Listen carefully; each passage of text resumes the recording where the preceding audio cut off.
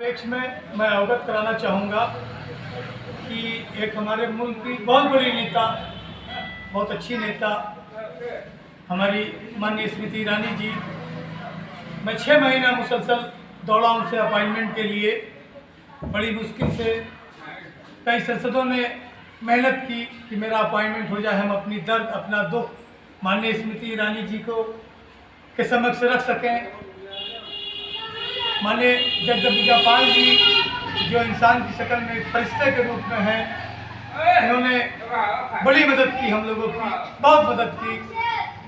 हमारी समस्या को माननीय स्मृति ईरानी जी के समक्ष रखा। उसके उपरांत हमारी मीटिंग भी उन्होंने कराई केंद्रीय सचिवालय शास्त्री भवन नई दिल्ली में। माननीय स्मृति ईरानी जी से हमारी मीटिंग हुई।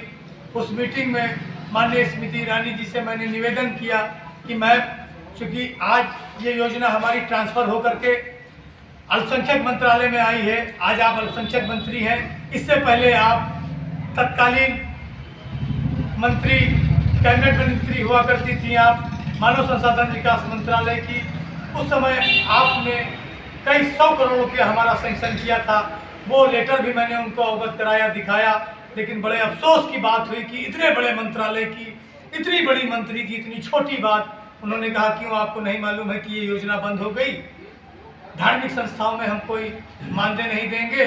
मैं पूछना चाहूँगा माननीय स्मृति ईरानी जी से कि पूरे हिंदुस्तान में मदरसा आधुनिकीकरण योजना, जो आपके पूर्व भारत रत्न से सम्मानित हमारे बेहतरीन एक इंसानियत की मिसाल माननीय अटल बिहारी वाजपेयी जी द्वारा दी हुई ये योजना, जो उन्होंने दिया था, आप उनके सपने को चकनाचूर कर दिया।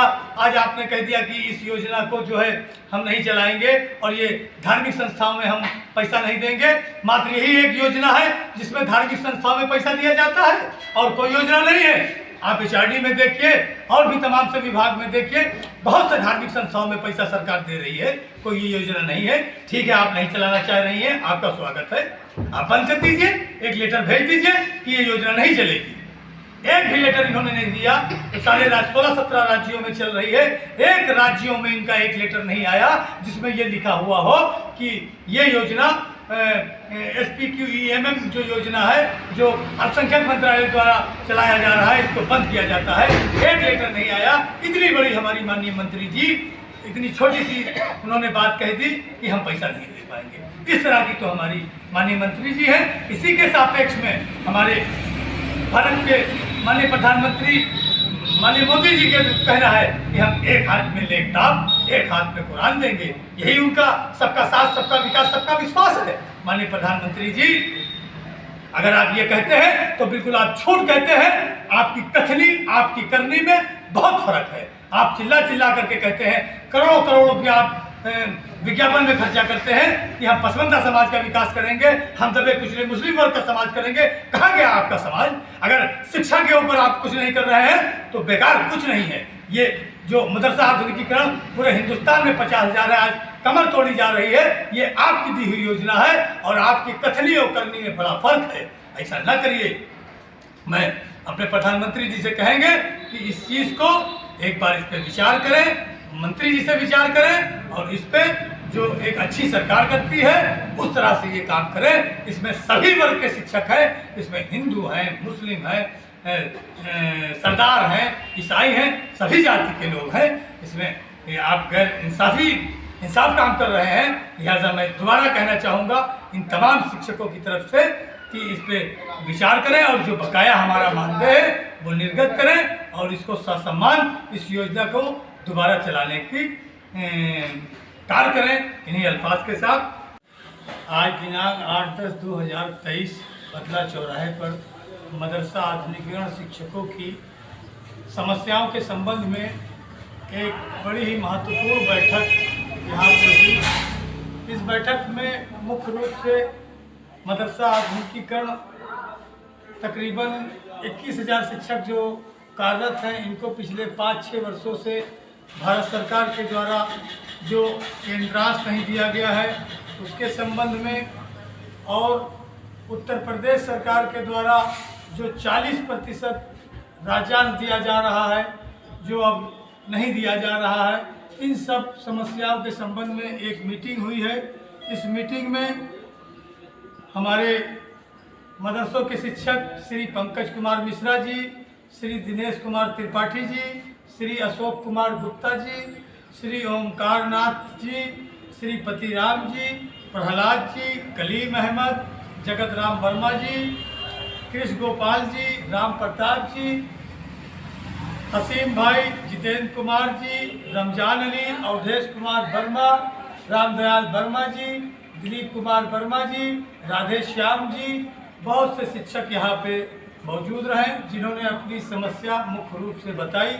इसके सापेक्ष में यहाँ एक कार्यक्रम तय हुआ है। इन शिक्षकों ने जो कार्यक्रम तैयार किया है उसमें हम लोग जनपद बहराइच के, जनपद श्रावस्ती के शिक्षक अपने यशस्वी मुख्यमंत्री आली जनाब योगी आदित्यनाथ जी, जो कि हमारी समस्याओं को बखूबी जान रहे हैं और हमारी समस्याओं के संबंध में उन्होंने भारत सरकार को चिट्ठी भी लिखा है।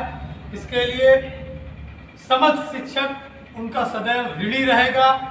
उन्होंने हमेशा एक अच्छे गार्जियन के रूप में हमारा साथ दिया है। मैं उनसे स्वयं 2 बार इन समस्याओं को लेकर के मिला हूँ। व्यक्तिगत उनसे मेरी मीटिंग हुई है। 2000 लास्ट मीटिंग जो हुई है माननीय मुख्यमंत्री जी से, वो 12 मार्च 2020 को हुई थी। उन्होंने हमसे वादा किया था और कहा था कि मदरसों का आधुनिकीकरण होना चाहिए।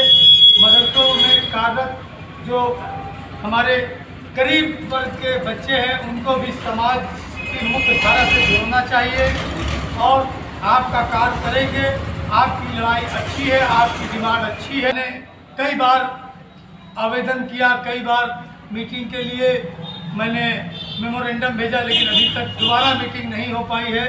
हम लोग बहुत परेशान हैं। शिक्षक हमारा कुड़ कुड़ करके मर रहा है। एक एक पैसे की समझ लीजिए समस्या है हमारे शिक्षकों के लिए।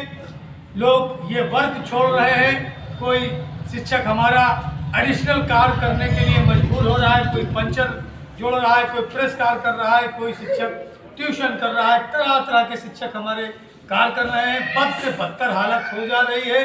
अगर मैं इस संबंध में अपने कैबिनेट मंत्री जनाब धर्मपाल सिंह साहब से भी मिला हूं, जो एक बहुत अच्छे इंसान हैं। उन्होंने भी कहा है कि हम समस्या का समाधान करेंगे।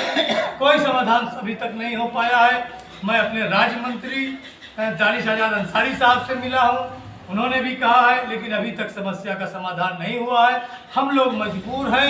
अब हमारे पास एक ही चारा है कि हम लोग सरकार के नुमाइंदों से अपनी जान की आहुति देने के अलावा कोई कार्य नहीं है। हम लोग बहराइच जनपद में, जनपद बहराइच और जनपद श्रावस्ती क्या कहेंगे, और अगला निर्णय हमारे साथ बहुत से जो हिंदू समुदाय के शिक्षक हैं वो भी रहेंगे, मुस्लिम समुदाय के शिक्षक रहेंगे। हम लोग खुशी से जो काम आज तक नहीं कर सके वो सारी बात हम सरकार के समक्ष रख करके अपनी जान की आहुति देने की इजाज़त मांगेंगे, और अगर इजाज़त मिली तो, नहीं मिली तो हम लोग आत्मदाह करने के ऊपर विवश होंगे। यही हम लोगों का लास्ट एक हथियार है जो हम लोग आने वाले समय लेंगे। इसी संबंध में आज हमारी मीटिंग थी। हम लोग काफ़ी परेशान हैं। तमाम से हमारे साथियों ने लखनऊ की सरजमी पे धरना प्रदर्शन किया, दिल्ली की सरजमी पे धरना प्रदर्शन किया, लेकिन कहीं कुछ नहीं हो रहा है। यहाँ तक कि हमारे हिंदू समुदाय के बहुत से साथियों ने अपना धर्म परिवर्तन के लिए भी सरकार के समक्ष अपनी बात रखी, लेकिन हमारी बात कहीं नहीं सुनी जा रही है। अब हम लोग एक ठोस निर्णय लेने के लिए मजबूर हैं, विवश हैं, जिसके लिए आज ये अपनी छोटी सी पीड़ा तकलीफ सरकार के माध्यम से हम लोग पहुंचा रहे हैं। अगला निर्णय हम लोग को क्या लेना है।